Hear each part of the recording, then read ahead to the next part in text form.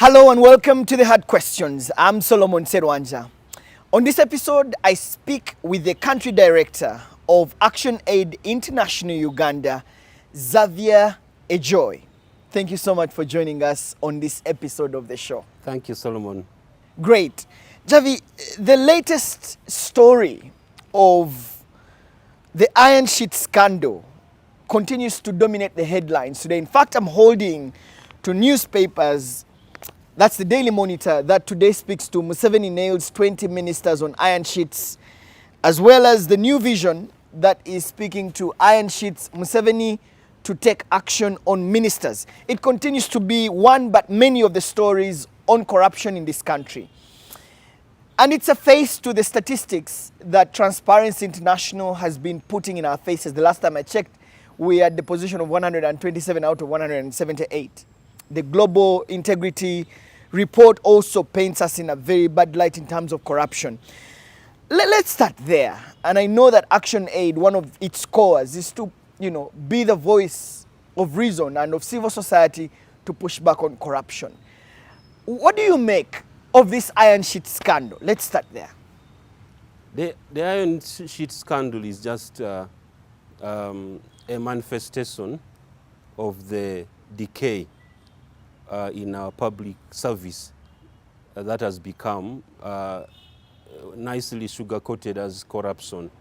It is serious theft that is epitomized by senior public officials who have finally been caught with their hands in the cookie jar.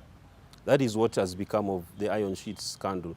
But as you can see, the news headlines, they put really the responsibility where it is. And we're starting to hear from the president of the country and being his servants. I think that it is important that he spoke on that matter relating to what to do, what actions to take going forward. Because as we talk about iron sheets that are meant for Karamoja, it epitomizes one, diversion of public goods, in this case meant for people who are really at the dire end of this country's economic development, to private individuals, some of them on their farms, some of them as donations to relatives, and some for projects that are for their constituents, which is really a private political mileage that they're seeking. And so the essence of taking public property and diverting it for private benefit is what this Iron Sheet scandal here is manifesting. The only difference here is that we've had at once quite a number of ministers, over a dozen ministers implicated in this whole saga. Some of whom are saying that they got the iron sheets and took them to their constituencies, gave them to churches, gave them to schools, donated them to their different communities and constituencies. By the way, not only ministers, including some MPs. Sure, and that is the precise definition of corruption. It is taking what was intended for Karamoja to your constituency, which is elsewhere from Karamoja.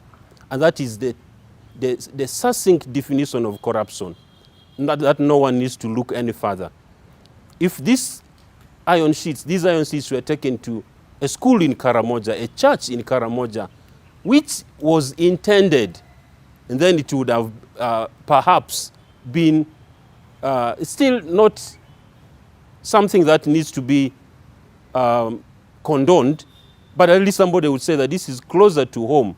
But no, it is taking iron sheets meant for young people who were cattle rustlers and somehow have abandoned cattle rustling, and they're looking for other livelihoods.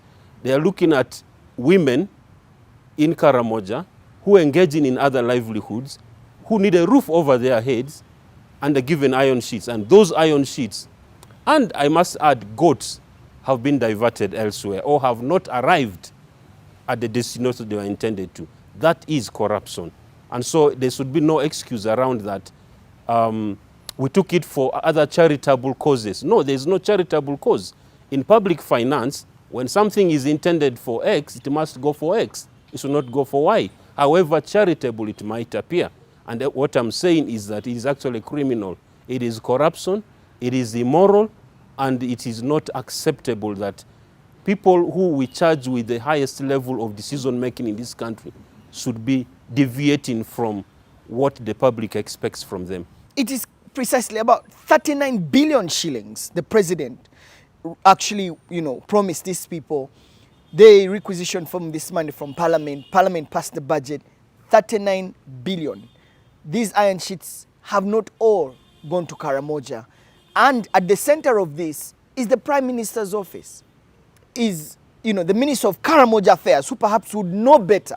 Because when you hear many of these ministers, some of them say, like Matia Kasaija, well, I found these iron sheets in my compound, and I'm able to give them back to you. The Speaker of Parliament had to actually take these iron sheets back. There are some ministers who have said we cannot give back these iron sheets. There are different ministers who have said, well, we gave them out. You'd expect that, first of all, what does that mean for leadership? I mean, we're speaking to cabinet here, top cabinet ministers being quizzed to be involved in stealing from the vulnerable, I should add. It is the highest level of self-inflicted, I must add, vote of no confidence. And they must resign. That's the minimum that they can offer this country. First, you asked about the Prime Minister's office. I think that I've said this on record, that the Prime Minister's office is too convoluted to really coordinate government business as it is meant to do. You have over 8 ministries under that Prime Minister's office. How do you expect, for example, the government chief whip, the one that is supposed to be whipping the government team to perform according to the expectations of citizens, but of the Constitution, sitting under the office of the Prime Minister? How does he, in this case, whip the Prime Minister? How? How can the Prime Minister have 3 deputies and then you have a whole cabinet minister there, ministers actually? How are they supposed to be coordinated? I think that that office of the Prime Minister, which has seen scandal after scandal, it's almost like every other year you were seeing scandals coming out of the office of the Prime Minister. I think that it is time to disband that office of the Prime Minister. It is not fit for purpose. And as a result, this country continues to lose a lot of money in that office. And that's just the tip of the iceberg. But it is important that not just the Prime Minister's office, structures in this country that duplicate roles permit corruption to go unfettered. And that is one thing. The corruption that we're dealing with in Uganda today is not just petty thieves picking money here and there. It is systemic. It is rooted in structures of government. And that is a big cause to worry. And that needs to be dealt with at the source. Yeah, clearly, the president has come out. Well, all of us have been waiting for him to speak about this. He's really been slow at responding, but eventually there is a letter dated 3rd April writing to the Prime Minister and telling her that they have to return these iron sheets or pay money worth those iron sheets. We're talking about 22,000 iron sheets at this point. And he has said that if they don't, then after investigations by the police, he will take political action. Are you optimistic that he will do that? First, I think that 2 things out of that letter from the president that I saw. One of them, which I think is long overdue since this matter came up, is that word political action. You see, corruption manifests in different forms. One of the forms is political, and actually it's rearing its ugly head in Uganda today. Political corruption. And the responsibility for addressing political corruption, as the president states in his letter, rests on his shoulders, so he should take political action. Political action does not require investigation into hair-splitting detail of how iron sheets walked into somebody's compound or not, and things like that. Political action just simply means that somebody took iron sheets that were intended for Karamoja and diverted them to their constituency. That is morally repugnant. It is politically unacceptable. Those individuals ought to, especially when they are appointed into political positions, to be asked to resign at a minimum. That would be political action. So I am glad the president is talking about political action, although we are yet to see that political action, and we are eagerly waiting to see that political action take place. But the second dimension of the president's letter, which is really worrisome, is he uses two words, conscience and unconscious. And that is very worrisome, because in essence, what that means is that there are people who steal consciously and there are those who steal unconsciously. And that is cause for citizens to worry. If we are having, especially in this case, unconscious politicians, then we have a bigger problem than just fight corruption, and which is also now a political problem that should be in the hands of citizens. How did we get unconscious politicians taking or pretending over resources that are meant for conscious citizens?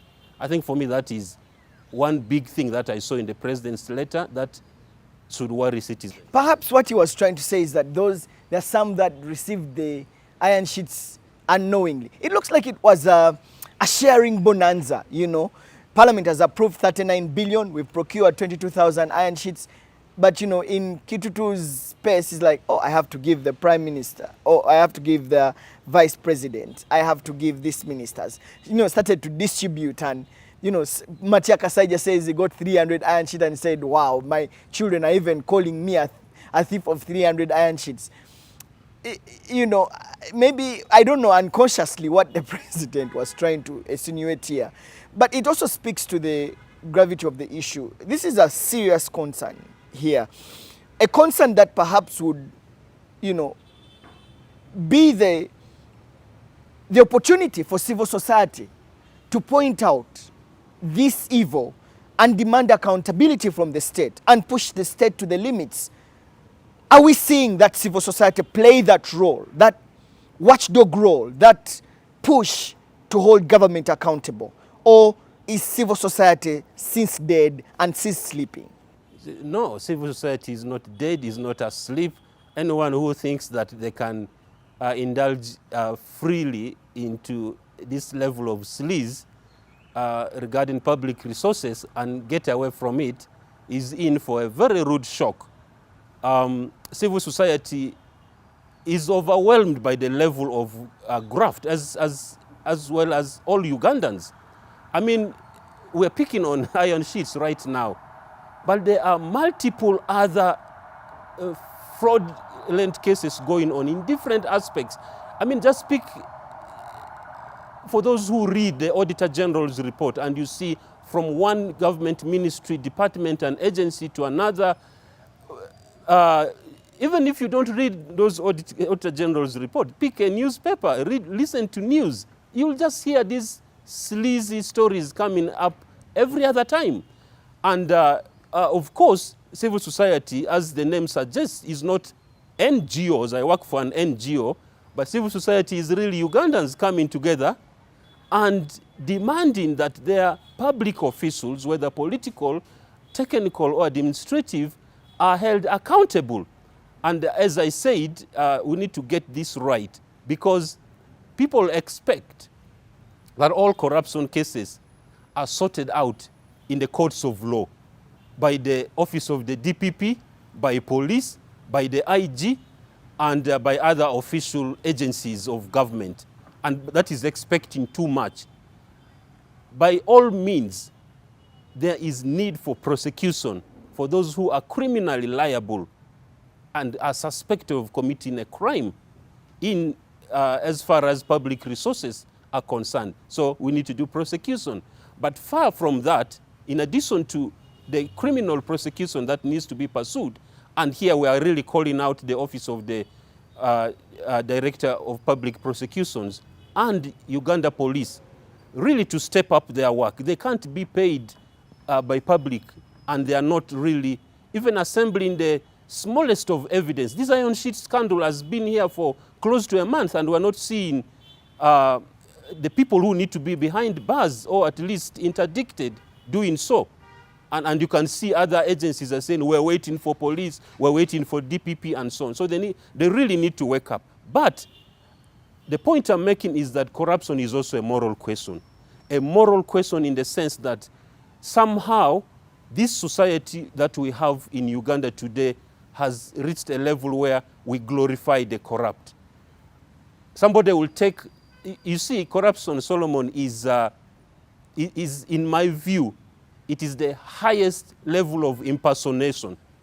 Impersonation in the sense that you find a civil servant or a public official, a politician in this matter, holding out or pretending to be a farmer.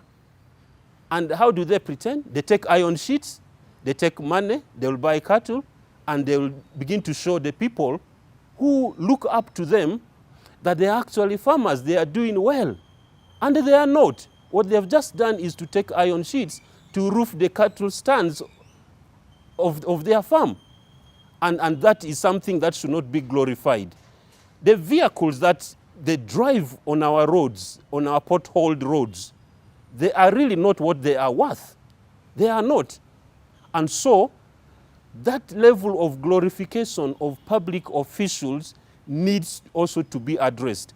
And for us as civil society, we need to really expose these corrupt officials for what they are and not give them safe seats in front pews of churches, in funerals, in weddings. We should call them out.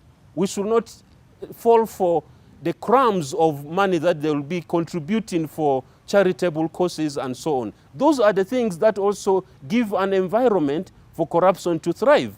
And so when we work with citizens, mobilizing them to understand their role in the fight against corruption, it is not going to be like the way the office of the DPP does. See, I feel you, but what we used to see then, we used to see as civil society, well, you've redefined what civil society is to include citizens, the media, and all that. But NGOs that are into this space, they would coalesce together, come together, you know, mobilize citizens to demonstrate against such things like corruption. We all remember Black Monday, which I think was a very successful campaign because it pushed government to the limits.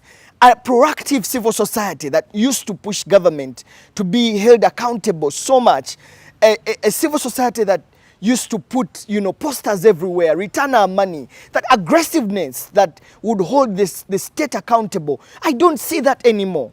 What happened to it? Yeah, but you see, approaches change. We don't, if you're using the same approach 12, 15 years on, when the thieves are also changing approaches, and then you will be ineffective. Civil society, I must say, that has multiple, hundreds of methods of fighting corruption. That's why I'm saying anyone who thinks that civil society is dead, gone, and by the way, for just also to put it out there, government has been targeting civil society. Fighting corruption is a very risky venture that civil society stands up to, NGOs stand up to, and especially for NGOs who use funding from donations to do this kind of work. Government has been really hard on civil society relating to that. We all know they thought that when they suspend a key source of funding for the work of NGOs in this country, that NGOs would be dead. As I said, they will be in for a very rude shock if they think that they can continue with the sleaze and expect that they will get no pushback.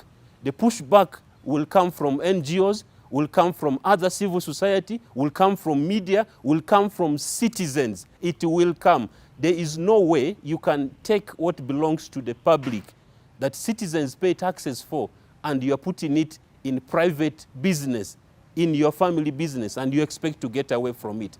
It is just that the methods of work have and by necessity must change so that we can be more effective in addressing this. As I said, if you look at how we respond to that, it is not necessarily that we are moving on the streets here. It's not necessarily that we are only limited to going to courts of law. That is part of it. But it also means that citizens of a public official, citizens who are constituencies of a political officer who is indulged in corruption, stand up and challenge their leader, or who is supposed to be their leader, but clearly is not leading them. That is also part of the response that we support. We support citizens rising up and taking their leaders on and challenging them without necessarily the name tags of an organization, the brands of an organization. That is when the real essence of fighting corruption, the rubber hits the road. Well, I hear you, but also, see, what history has showed me in this country is that you've got to push to the limits. And we've seen where such campaigns have been successful. In big democracies or big countries, you now see, I mean, the other day in Israel, Netanyahu was trying to change the justice system to say that parliament, is bigger than the judiciary and it can overturn the ruling of the Supreme Court. As little as that, people went on the streets and decided to, push Netanyahu to the limits, to actually rethink his views. In France, just raising the retirement limit from 63 to 64 years, people went on the streets. In Brazil, there's some things that the citizenry really need to go out, all out, and push the states to their limits so that they can be able to do something. This is what I would have expected in such a scenario. And Solomon, it is not far from Uganda. The biggest obstacle in the fight against corruption is complacency. Complacency of citizens.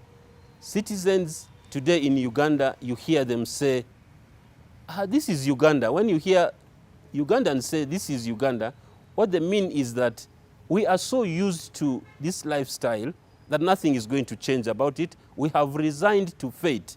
That is the biggest challenge in the fight against corruption. And so that is where we want to turn the lever. To turn the lever on citizens realizing that corruption is stealing the future of young people. It is mortgaging the future of young people. It is imprisoning citizens into a health care that is not performing, into an education system that is bare of outcomes. That is what corruption does. And the more citizens are awake to the reality that the potholes they see on the roads that they walk, drive, or ride on is related to a public official diverting funds for their personal gain, the more they see that the mothers and young people dying in health centers, the more they see ghost workers on payrolls, the more they will realize that their stake in the fight against corruption is actually personal. It is not just in official dome. It's not in NGOs. It's not going to come, their redemption is not going to come from government offices. It is in the hands of citizens. But what level of citizen knowledge and awareness is needed to be at a level where they're going to say we are taking none of this. We're not taking any nice explanations around this graft. We are affected individually and we are going to put our lives on the line in the fight against graft. That is what it will take to change this nation. And I can say that Ugandans are reaching that boiling point. But that will take the civil society to do the mobilization and to organize them better. Let's talk about what you had earlier on mentioned, how it's very delicate and hard to push back on corruption. I know that several civil society organizations have been closed, over 54 at that time. I know that your offices have been raided at ActionAid here. I know that there are several incidents where computers are stolen and all that. And that in a way has affected the very work of so many civil society organizations to a point that they are rethinking. And they're thinking about, the thin line between existence and activism, or what they have to do. So they begin to second guess themselves.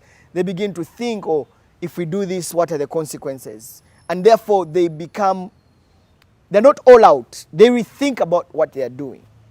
And that affects the role of civil society in holding government accountable. No, Solomon, I don't agree with you. I think that we are having an existential threat of our times, an existential threat of public administration and of governance, and of public officials, some who actually are supposed to be at the forefront in the fight against corruption, becoming very complacent. And this existential threat that we have as a country means that we either fight this graft or we allow them to live large, and we cease to exist as a country, as citizens, as a people. And this is really a call for every civic-minded individual organization out there. We do not have a second chance to make a first-time impression. We don't. This is the challenge of our time. And no threat, no closure of organizations, no diversions will substitute this responsibility that we have. Let me tell you this, even if they closed all NGOs in Uganda, in fact, we would look at that first as a badge of honor, that we was really scratching where it is itching. And secondly, that there will emerge alternatives to NGOs, perhaps more vicious in the fight against corruption than NGOs have been able to package nicely in their publications, in their language, and so on. And so, as I said, it is very risky for the corrupt to conspire and think that they can use public officials, they can use security, they can use systems to suppress legitimate efforts of citizens in the fight against corruption. They are in for a rude shock. The kind of formations that can come in this fight against corruption will be unpredictable and will not be easy for them to handle. I think that it is digging their own grave if that's what they thought they are leading into. I think that in the world today, NGOs have a role. In the world today, citizens have a role. NGOs help give awareness, provide information to citizens, and really enable citizens to rise up by themselves. It's not NGOs that should be prompting citizens to rise up. We want individual citizens to say that I drove my car this morning and I went through a pothole and I got a puncture. And who is in charge of these city roads? Is it UNRA? Is it KCC?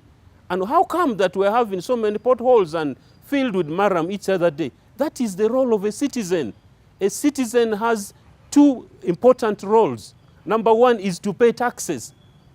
Number two is to demand for accountability and services, for that matter, from elected officials who are supposed to appropriate the taxes that they pay. And so if citizens are able to pay their taxes and perform one role and not do the other, they are simply renegating on their civic responsibility. Wow. As we wind up, again, let's go back to the Iron Sheet scandal. The president has deployed the State House Anti-Corruption Unit, the Uganda Police, the Presidential Affairs Committee of Parliament, the Auditor General, the IGG, all of them to look into this matter. It talks about how diverse, we have all these structures and systems that have been put in place to push back on corruption. Have they delivered in your thoughts, in your opinion? Or do we need to rethink our strategy in terms of systems to push back on corruption? As I said earlier on, first it is risky to fully put all our eggs in one basket in officialdom. As an NGO worker, as civil society, we want to move that narrative away from thinking that official government agencies will in themselves alone fight corruption. They will not. And especially because of the point that you've raised. Our anti-corruption agencies in this country have now duplication of roles. Some are really enshrined in the Constitution and established by law, and therefore deserve support, especially funding, to ensure that they are more effective and efficient in delivering the fight against corruption. But some of them are not enshrined in law, and yet they go around duplicating the roles of established anti-corruption agencies. And therefore, that is a problem in itself. It means that it can be used by the corrupt who are really established in a web or a systemic structure, that they can get away with it. They will say the office of the IG is questioning, the parliament is doing the same, the police is still deciding what charges, even though we know that in some cases they do preemptive arrests and things like that. Why not in this case here?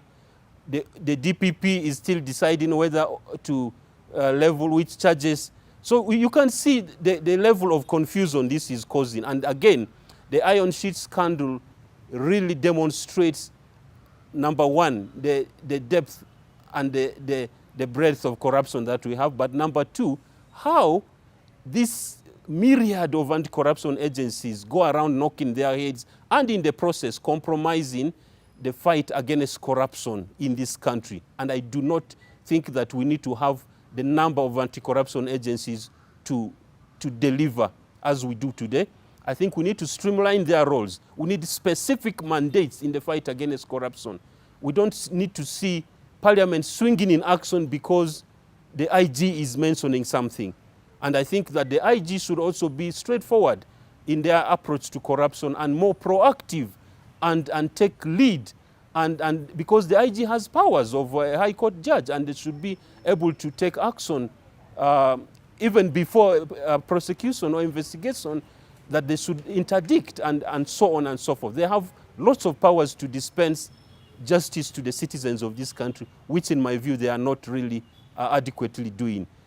These same public officials now we see in the news as being illegitimate beneficiaries of iron sheets. Just recently, I think by the end of last month, declared wealth and assets. Could these iron sheets be among the assets they declared for themselves? When will the Inspectorate of Government publish the declaration of assets and liability of public officials? Because that is the easiest that we can. So that when somebody says they have a farm with a structure there roofed with iron sheets, we can be able to tell that, look, these iron sheets don't actually belong to you. They belong to the people of Karamoja. And you declared them as assets of yourself. That is actually false declaration. And those are the things that we should see the Office of the Inspectorate of Government following up. If they want citizens to rally behind them in the fight against corruption, and they do need citizens, and then I'm calling on the IG to publish the declared wealth and assets of all public officials. Let them do that. And then we will be able to pick it up there.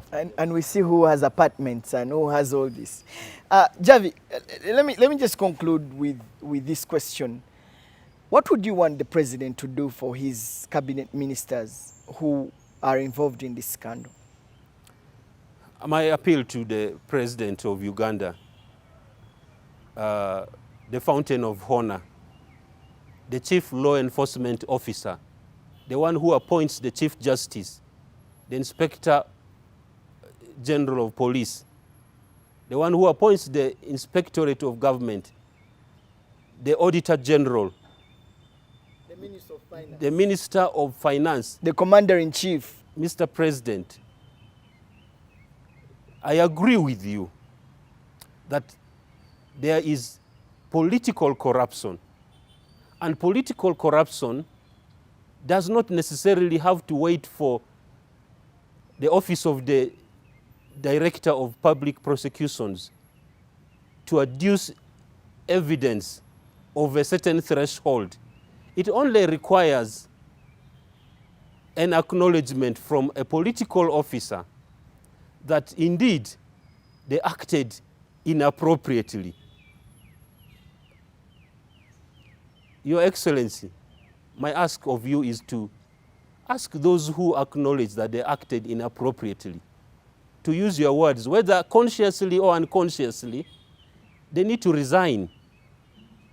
They don't belong to that office. They are honorable no more. They should resign. That is just a polite ask. And in case they are not, and they are not sure whether they acted inappropriately or not, the baseline is simple. They took what was meant for Karamoja and diverted it elsewhere, or claim that they found it on their compounds or whatever that is. That is ground enough to say that since you've not taken the liberty voluntarily to resign, you are therefore sacked as my political appointee, because you are not living to the expectations that Ugandans want of that office, and certainly me as the president expects of you. So my ask is that you should already ask them politically to resign. Doesn't need to get police investigation reports. They have acknowledged that they did wrong, that they diverted. They took charge of these public resources for their private gain. And so they have invited themselves out of the office that they are holding. That is my ask of the president. Javi, thank you so much for speaking to us. You're welcome.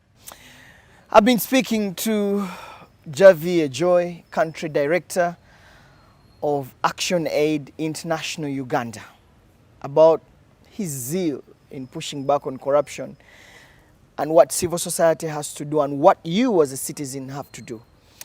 I'm Sserwanja, and this is The Hard Questions.